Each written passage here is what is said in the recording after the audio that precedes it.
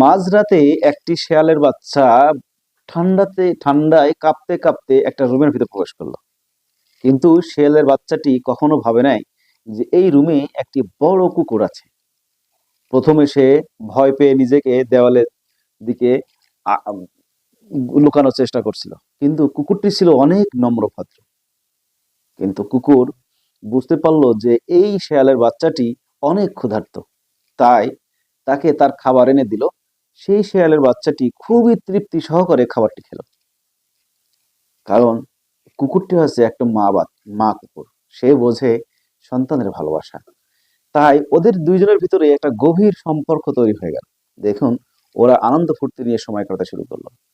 পরের দিন দেখতে পেল ওই শেয়ালের বাচ্চাটি তার মা বাইরে দাঁড়িয়ে তাকে নিতে এসছে।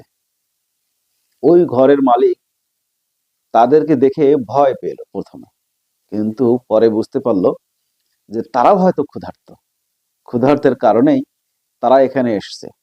যাক, ওই কুকুরের সাথে ওই শিয়ালদেরকে দেখুন কত সুন্দরভাবে তাদের খেতে দেওয়ার পরে তারা কত সুন্দর খাচ্ছে। এটাই হচ্ছে ভালোবাসা।